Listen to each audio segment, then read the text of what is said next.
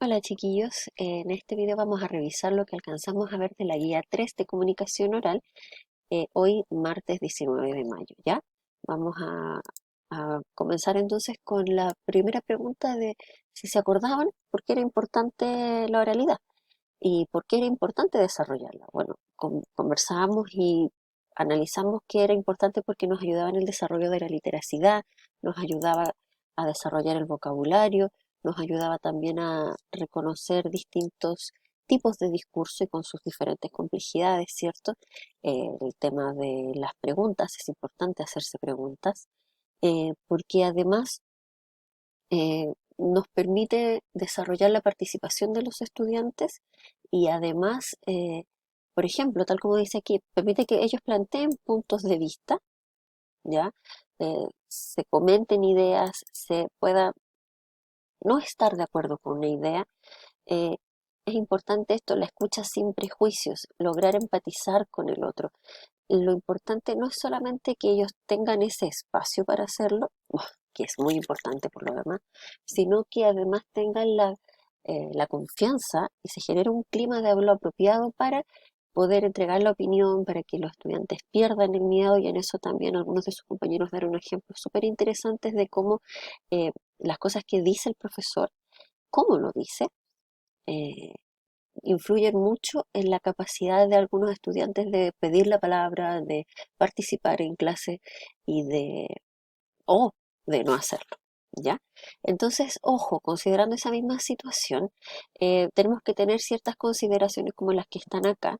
Por ejemplo, no descalificar el habla de los estudiantes, interesarse por sus experiencias, no interrumpirlos a cada rato cada vez que están hablando para corregirlos, porque igual podemos generar que ellos se distancien un poco de nosotros como profesores y no quieran seguir comentándonos cosas porque vaya cada rato los interrumpimos y los corregimos, ¿ya? Tenemos que nosotros fomentar momentos y situaciones y generar vínculos con las actividades y estrategias que nos permitan, por ejemplo, hacer entrevistas, exponer, bueno, más adelante lo vamos a analizar un poco mejor, pero sobre todo generar este proceso de reflexión, lo que hablábamos de la metacognición en escritura, eh, hacerlo aquí también como auditores y también como hablantes, ¿ya? Es súper importante que ellos también sean capaces de escuchar distintos tipos de discurso en la cotidianidad del colegio. Hacemos alguna actividad y les presentamos una película, un diálogo, algo que sea distinto a lo que nosotros comúnmente hacemos en la clase, ¿ya? Eh, Según Burns, los estudiantes aprenden haciendo, entonces para aprender oralidad aprenden hablando y además, ojo, escuchando. Eh, es importante que también consideremos que para las competencias para la oralidad son cuatro. Aprender a escuchar, aprender a tomar la palabra, a respetar turnos de la conversación y adaptar el discurso a la situación comunicativa. Entonces, vamos punto por punto. En el aprender a escuchar, es importante que nosotros les demos a los estudiantes pautas y momentos para que ellos puedan desarrollar estos cuatro subtipos de escucha que plantea Bouchat. Esta autora chilena, Cecilia Bouchat, plantea que el escuchar atencional, que es cuando dirigimos la atención hacia un estímulo sonoro, por ejemplo, para participar de una conversación, el escuchar analítico, que necesita que la persona analice, haga relaciones con lo que está escuchando. El escuchar apreciativo, que es escuchar por placer, por ejemplo, cuando escuchamos poesía, cuando escuchamos música, cuando eh, lo hacemos solamente con el interés de disfrutar. Y el escucha marginal, que tiene relación a cuando la persona pone atención, tal como dice acá, a un momento específico. Por ejemplo, cuando están trabajando con algún fondo musical y los estudiantes tienen que concentrarse. ¿Ya? También es importante que ellos aprendan a tomar la palabra. Y conversábamos respecto de ciertas lógicas que se dan cuando estamos en una conversación cara a cara y que en esta modernidad del Zoom, sobre todo cuando ponen ustedes su pantallita en negro, es súper difícil reconocer cuándo usted terminó de hablar, por lo tanto yo puedo tomar la palabra y responder a lo que usted me pregunta, por ejemplo. Esas situaciones es importante enseñarlas. Aprender a respetar turnos en la conversación. No llegar a interrumpir aunque yo quiera dar mi opinión y necesito darla, ¿ya?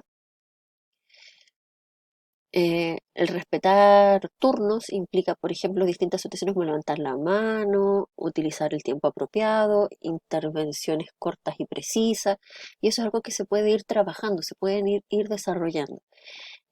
También les permite a ellos comenzar a expresarse de una manera más clara, ¿ya? Contribuye a profundizar el tema, a que ellos hagan preguntas más claras también, a que estén pendientes de lo que está pasando en la sala, eh, para también desarrollar eh, el discurso, para poder adaptar el discurso a la situación comunicativa, ¿ya? Porque es importante que, es importante que consideremos que tal vez no siempre vamos a tener en las casas el apoyo que necesitamos o el reforzamiento,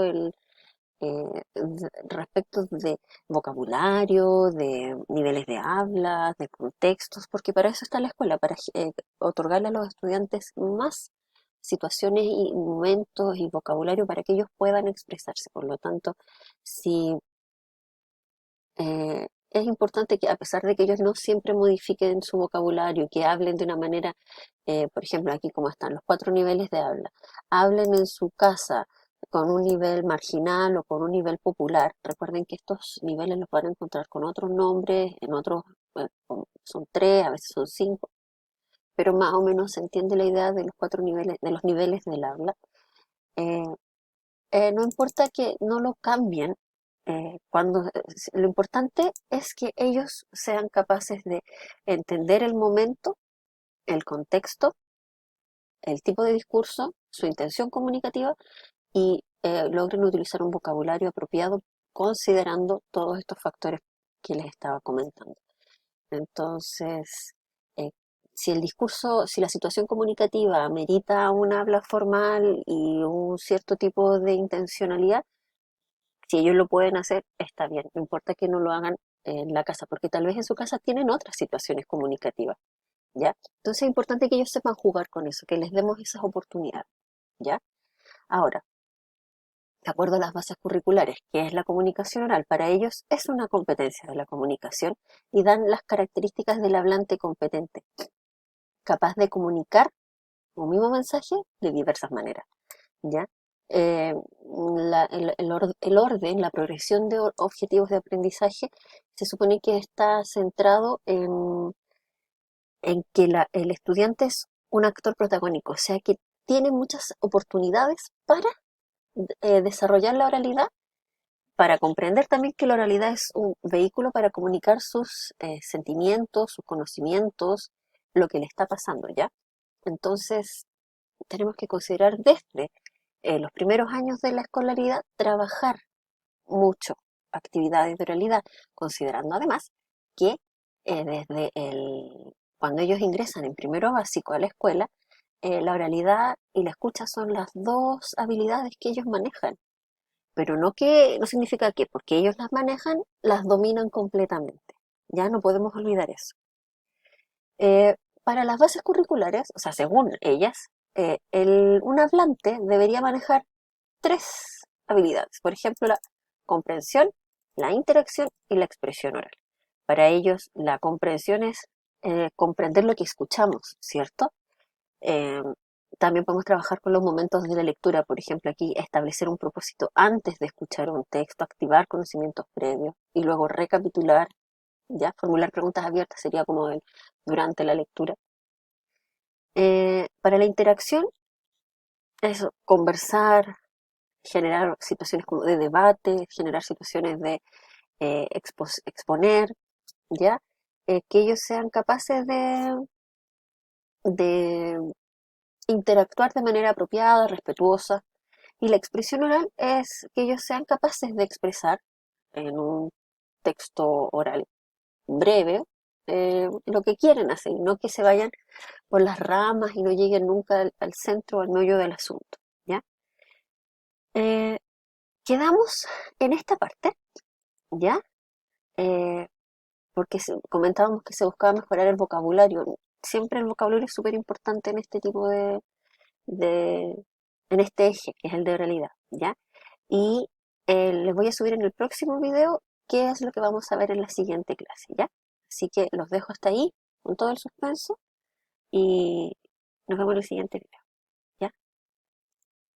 Chao.